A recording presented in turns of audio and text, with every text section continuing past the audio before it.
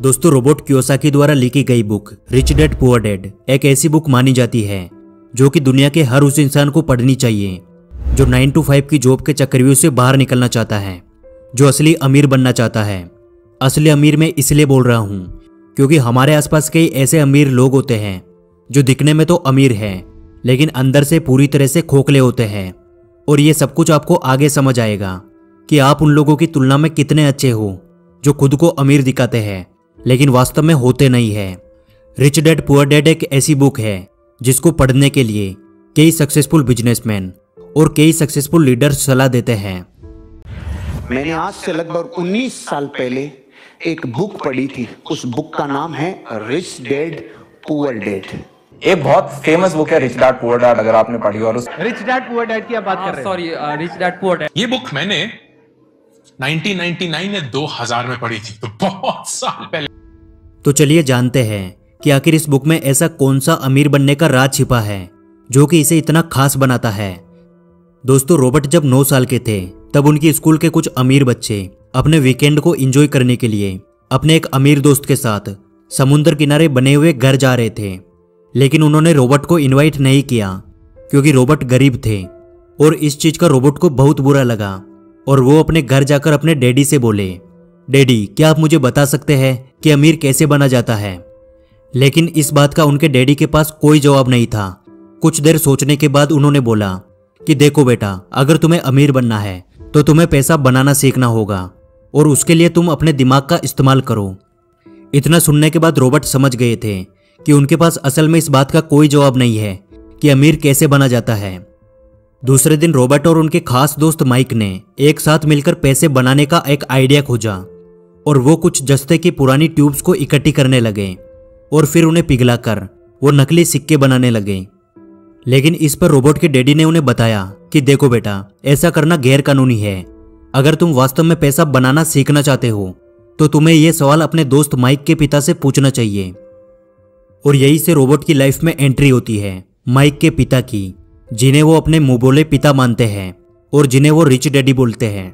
और फिर वो अपने रिच डैडी से जाकर यही सवाल पूछते हैं कि क्या आप हमें बता सकते हैं कि अमीर कैसे बना जाता है। और यही से रॉबर्ट की फाइनेंशियल एजुकेशन का एक महत्वपूर्ण सिलसिला शुरू होता है।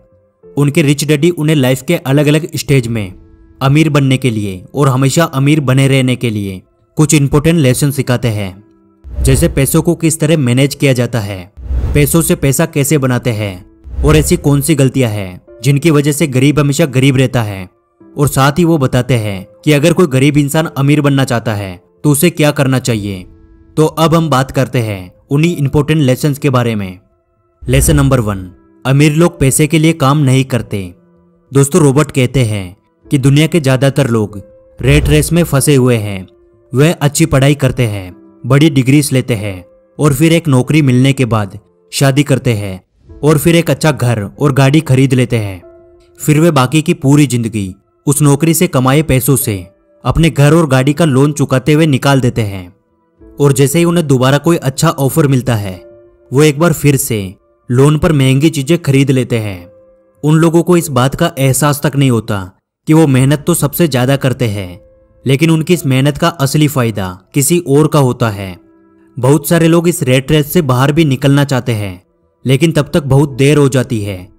वे ना चाहते हुए भी अपनी जिम्मेदारियों, समाज में इज्जत, डर और बहुत सारे कारणों की वजह से बार बार इसी प्रोसेस को दोहराते रहते हैं और इसीलिए उन्हें पूरी जिंदगी पैसे के लिए काम करना पड़ता है। लेकिन अमीर लोग कभी भी पैसों के लिए काम नहीं करते, उनका पैसा उनके लिए काम करता है, जो कि आगे के लेसन्स में आपको समझ आ जाएगा। लेसन नंबर 2, अमीर बनने के लिए फाइनेंशियल एजुकेशन होना सबसे जरूरी है।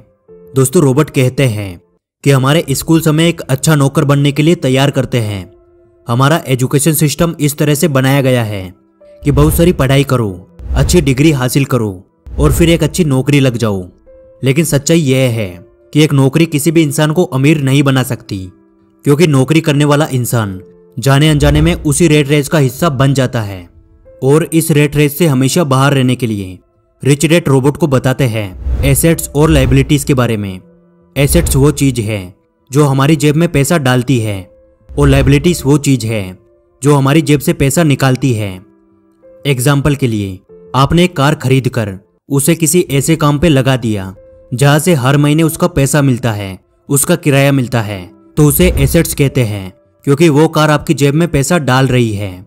और वही आपने लोन पर एक कार खरीद कर उसको अपने घर में खड़ा कर दिया, तो उसे लाइबिलिटीज कहते हैं, क्योंकि वो कार आपकी जेब से पैसा निकाल रही है।